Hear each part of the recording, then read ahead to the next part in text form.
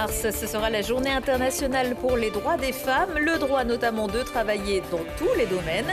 Des collégiens d'Échirolles ont rencontré des femmes scientifiques et certains ont même changé d'avis sur la question. Il y a 4 ans, Adam et Fatih mouraient sur le pont de Catane à Grenoble après une course-poursuite avec la police en scooter. Ils n'avaient pas de casque. L'enquête est toujours en cours. Leurs parents et proches organisaient samedi une marche blanche.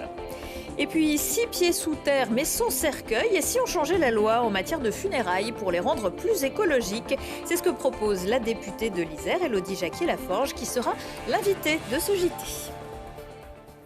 Bonsoir à tous, ravi de vous retrouver dans ce JT du lundi 6 mars 2023. Du lundi au vendredi à partir de 18h, l'essentiel de l'actualité du Grand Grenoble. Le 6 à 7, 6e journée de mobilisation demain mardi 7 mars contre le projet de réforme des retraites et l'âge de départ repoussé à 64 ans. Les syndicats veulent donner un signal fort au gouvernement et annoncent une mobilisation massive en plein débat parlementaire au Sénat. À Grenoble, une manifestation partira à 10h de la place de la Gare. Dans les écoles, plus de 60% de grévistes sont annoncés. L'accueil de la mairie de Grenoble sera fermé, sauf exception. Dans les transports, à la SNCF, un train sur 5 en moyenne. Et sur le réseau TAG, aucun tram C, D, E, un toutes les 14 minutes sur la ligne A et un toutes les 10 minutes sur la B.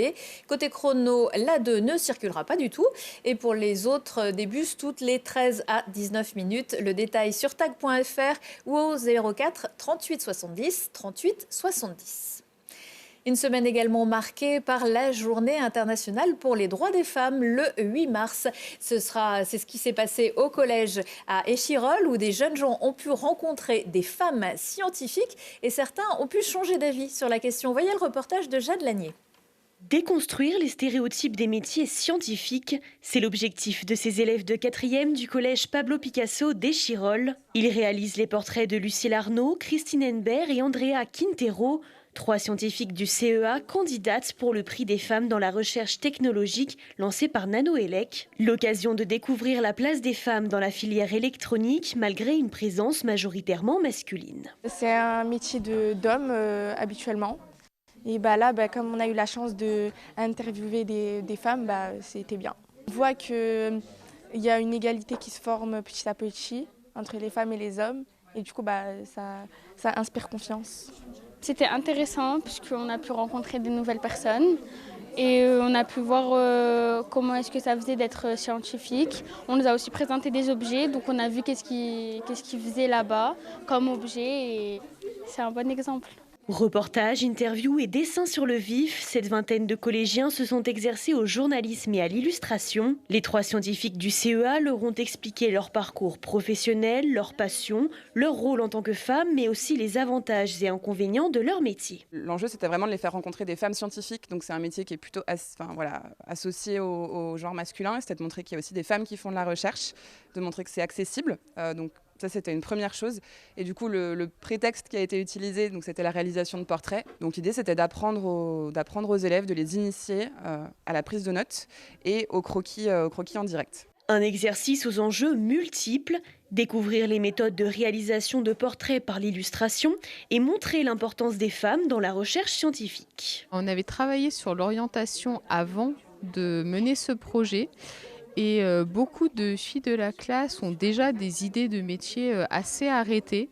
Donc ça n'a pas forcément changé leur projet d'orientation, mais en tout cas, ça les a intéressées de découvrir un milieu qui ne leur était pas familier. Les portraits des 3 femmes du CEA seront quant à eux imprimés sous forme de posters. Partenaire de ce projet, la Maison pour l'égalité femmes-hommes de Grenoble-Alpes Métropole. Je vous signale aussi que Nanoélec organise demain mardi avec Wisepot et Giant sur la presqu'île scientifique une rencontre avec des managers femmes de haut niveau sur le thème « Comment attirer les talents féminins dans l'innovation ». Rendez-vous de 12h30 à 13h30. Le cyberharcèlement, ça n'arrive pas qu'aux autres. Le comité de Mélan des Amis de la Gendarmerie organise mardi soir à Saint-Imier une conférence pour comprendre, réagir et se faire aider en cas de cyberharcèlement. Un rendez-vous à l'adresse des collégiens, lycéens ou parents et en présence de représentants de la Défenseuse des droits, de l'Académie, de l'association e-enfance, de la gendarmerie et d'une psychologue. Je vous rappelle le numéro de téléphone contre les violences numériques, c'est le 30 18. Que s'est-il pas vraiment passé dans la nuit du 1er au 2 mars 2019 sur le pont de Catane, 4 ans après l'accident qui a coûté la vie à Adon Sophie et Fatih Caracus, 2 élèves du lycée des Eaux Claires à Grenoble. Leurs proches ont organisé samedi une marche blanche de leur quartier Mistral au lieu où ils sont décédés. Alors qu'ils roulaient à scooter sans casque, ils avaient été suivis par une voiture de police et une course s'était engagée pour se finir fatalement contre un pilier. À l'époque, des émeutes s'en étaient suivies. La famille demande aujourd'hui des réponse, mais dans le calme. Aujourd'hui, on est en train de se commémorer malheureusement l'anniversaire, si on peut appeler ça anniversaire, du décès de mon neveu, donc Adam et Fatih, il y a 4 ans. Ça fait 4 ans qu'on est en deuil, la famille est brisée. On parle de quoi? Que 2 jeunes qui n'avaient pas de casque. Quand on finit à la morgue, est-ce que c'était la seule et unique solution? Je ne pense pas, non. On demande la vérité et la justice. S'il y a eu des choses de faites, on souhaite les connaître.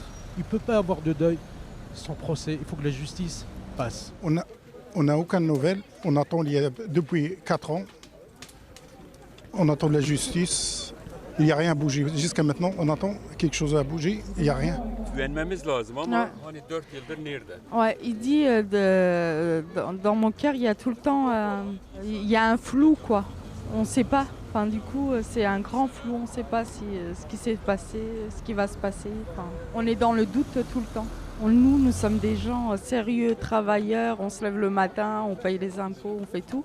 Et là, on a eu besoin d'aide une seule fois, mais on ne les a pas trouvés à côté de nous. Donc c'est pour ça qu'on fait la marche blanche et qu'on organise tout ça. Et on remercie d'ailleurs à l'équipe. Ils nous ont vraiment soutenus tout le temps, quoi. On fait confiance à la justice française et on veut vraiment qu'ils mettent en place tout pour nous donner des réponses, quoi. Ils se souviendront longtemps de leur colonie de vacances et surtout du voyage de retour. Les 40 collégiens et leurs 4 accompagnateurs victimes samedi à Corps d'un accident dans l'autocar qui les ramenait d'un séjour dans les Hautes-Alpes sont rentrés sains et saufs le soir même chez eux. À Sceaux, près de Paris, ils ont repris les cours aujourd'hui. Le conducteur blessé à plusieurs côtes, l'approche qui se trouvait à ses côtés ainsi qu'un accompagnateur sont toujours hospitalisés au CHU de Grenoble. D'importants moyens de la commune, des sapeurs-pompiers, d'autres secouristes et du rectorat avaient été mis en place pour aider au mieux les victimes de l'accident. La thèse du malaise du conducteur est fortement privilégiée. Députée de la 4e circonscription de l'Isère, où se trouve Corps, Marie-Noëlle Baptiste-Elle s'apprête à laisser son mandat de conseillère régionale. Elle explique être pleinement mobilisée par le travail parlementaire. La socialiste avait été élue en 2021 tête de liste en Isère sur la liste conduite par Najat Vallaud-Belkacem. Et c'est Coraline Sora, présidente de la communauté de communes de la Matésine et élue à Pierre-Châtel, qui prendra sa place dans l'hémicycle des Confluences à Lyon. Elle aussi prend sa charge très au sérieux. Vice-présidente de l'Assemblée nationale et élue MoDem de la 9e circonscription de l'Isère, Élodie Jacquier-Laforge est à mes côtés. Bonsoir. Bonsoir. Alors, il y a beaucoup de sujets d'actualité sur lesquels on pourrait revenir, mais on a choisi de vous inviter pour parler de funérailles. Vous avez, le 31 janvier dernier, déposé une proposition de loi pour lancer une expérimentation sur des funérailles plus écologique. Alors, le cercueil ou la crémation, c'est trop polluant? Alors, c'est vrai qu'aujourd'hui, en fait, vous n'avez que ces 2 possibilités-là, soit l'inhumation, soit la crémation. Et la crémation, notamment, est à l'origine de 3% des émissions de CO2. Et l'inhumation, contrairement à ce qu'on pourrait penser, finalement, c'est 4 fois plus. Et puis, c'est aussi une proposition qui m'a été faite par une adjointe de mon village, à Bilieu. Quand on s'est rencontrés, elle m'a tout de suite parlé de cette possibilité-là qu'elle souhaitait pouvoir expérimenter sur la commune, car elle est... sur toutes les tâches sur lesquelles elle travaille. Elle a notamment la question de l'agrandissement du cimetière et elle souhaite pouvoir faire un agrandissement vert, c'est-à-dire beaucoup plus de végétation et moins la façon dont sont faits les cimetières aujourd'hui, très minéral, avec des pierres tombales, du gravier, des murs. Et donc c'est vraiment cette réflexion qui vient du local, qui vient de l'Isère, qui m'a été proposée. Alors, vous l'avez dit, ce n'est pas légal pour l'instant, cette solution. Qu'est-ce que vous proposez?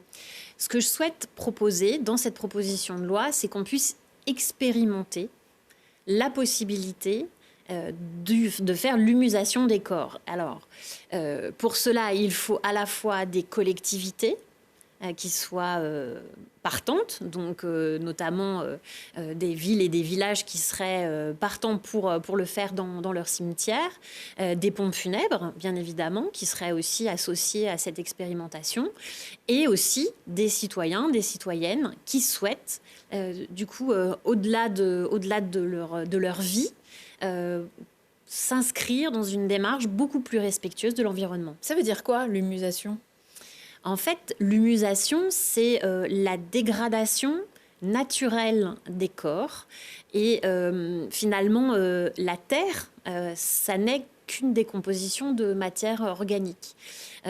Ça emporte des sujets juridiques. C'est pour ça que je souhaite faire cette expérimentation, à la fois sur matériellement comment est-ce qu'on pourrait permettre une dégradation la plus respectueuse possible des restes humains, puisque aujourd'hui ils sont protégés dans le Code civil. Et finalement, on a des exemples qui existent. Aux États-Unis, il y a 6 États qui ont accepté cette nouvelle pratique funéraire. Et donc, c'est comment est-ce que dans notre droit français aussi, on pourrait offrir cette possibilité. Et il s'agit bien, je tiens vraiment à insister sur ce sujet-là, une possibilité en plus. Donc c'est un choix que je souhaiterais pouvoir offrir à ceux qui le souhaitent. Et ça, en quoi ça rendrait des cimetières plus verts ? Parce qu'on pourrait se dire qu'on remet une pierre tombale par-dessus et puis ça ne change pas grand-chose. Alors, en fait, non, puisque une fois que les restes, le corps est décomposé, vous obtenez de l'humus, qui est de l'humus sain. Il est débarrassé de toutes les molécules qui pourraient être nocives pour l'environnement, et donc d'utiliser cet humus-là dans des forêts qui pourraient être... Parce que c'est en 2 temps, en fait. Hein, exactement, des forêts cinéraires, et qui permettraient d'avoir des lieux dédiés au recueillement, mais des lieux avec des arbres, avec des végétaux, mais qui seraient, je tiens vraiment à le dire, des lieux de recueillement. Puisque il ne s'agit pas de faire un jardin potager.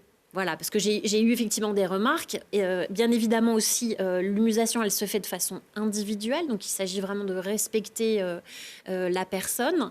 Et puis, ça, à mon sens, ça nous place dans une dimension beaucoup plus large, beaucoup plus philosophique finalement, sur de poussière, tu redeviendras poussière, et finalement de nous inscrire dans ce grand cycle du vivant, tout en respectant, je tiens vraiment aussi à insister sur ce point-là, sur la dignité humaine et des restes humains. Donc il ne s'agit absolument pas, vous l'avez dit, de faire son potager. Mais la dégradation des eaux, ça peut prendre un peu plus de temps.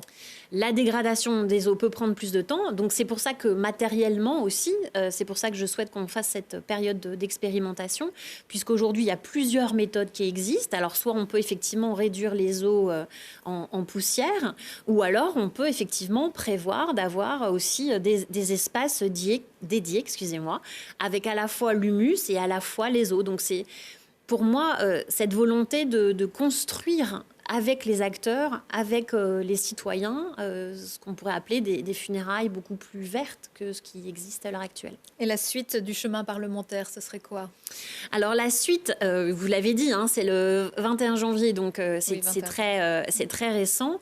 Ce que moi je souhaiterais, c'est rassembler le plus de monde possible de manière vraiment transpartisane, puisque je crois que sur ces sujets-là, c'est pas une question politique, c'est une question avant tout intime de comment est-ce qu'on se projette au-delà de sa vie. Et donc, mon ambition, si j'arrive à suffisamment convaincre de personnes, c'est qu'on puisse l'inscrire dans une niche transpartisane, puisque ça a été créé par la présidente de la commission...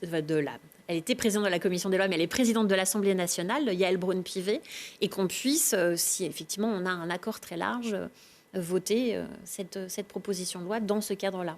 Et la dignité humaine, c'est un sujet qui vous intéresse, puisque je signale que vous organisez également le 9 mars à 18h30 à Voiron un débat sur la fin de vie, alors que la consultation citoyenne touche à sa fin. Merci beaucoup, Élodie et Jackie Laforge. Vous restez avec nous pour la fin de ce JT. On va parler un peu de sport. C'est la saison régulière de tous les records pour les brûleurs de loups. Elle s'est achevée vendredi soir à Pôle Sud avec une nouvelle victoire 2-1 contre Mulhouse, que les Grenoblois retrouveront en quart de finale. Le compte est bon. Grenoble termine avec un 20/20 soit 22 matchs gagnés sur 22 à domicile. C'est une première depuis la création du championnat de Ligue Magnus. Grenoble n'aura perdu que 5 fois à l'extérieur, donc sur un total de 44 matchs, et hisse le nouveau record de points en saison régulière à 115. Les phases finales arrivent, c'est donc déjà ce mardi et mercredi à 20h à Pôle Sud. Et le capitaine de l'équipe de France, Damien Fleury, rappelle que rien n'est gagné d'avance. On va avoir besoin de soutien, c'est sûr, parce que les playoffs, c'est très compliqué. C'est sûr qu'on va avoir des passages, des hauts comme des bas. Et dans les bas, il va falloir que notre public soit derrière nous, comme il l'a été tout au long de la saison. Jouer dans Pôle Sud, qui est plein à tous les matchs, c'est vraiment extraordinaire. De ne pas avoir perdu un match à domicile, c'est un truc de malade. C'est vrai, je pense qu'on ne réalise pas encore totalement l'exploit qu'on a fait, parce que clairement, c'est un exploit. Donc voilà, maintenant se remobiliser. En espérant que Pôle Sud soit plein à craquer pour ces playoffs. Les quarts de finale se jouent en 7 matchs maximum. Il faut donc 4 victoires pour se qualifier pour les demi. Autre sensation à domicile, le FCG Rugby, toujours invaincu en 2023, s'impose contre Montauban avec le bonus offensif grâce à la bagatelle de 6 essais marqués contre 2. Les Grenoblois restent 3e de Pro D2. La déception vient du GF 38 qui garde le doute après sa défaite en quart de finale de Coupe de France. Là, c'est toujours du rugby, mais voilà le foot qui arrive. Cette fois, le GF 38 perd donc à Dijon 0-1 et descend à la 8e place de Ligue 2. Une idée de sortie pour terminer avec l'orchestre Lords of the Sound mardi soir au Summum pour une réinterprétation d'un florilège de musique de film composé par Hans Zimmer.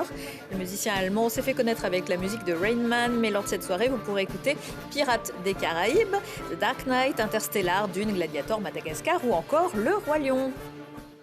Un retour de l'actu dans 1 heure et en replay sur télégrenoble.net. Excellente soirée à tous.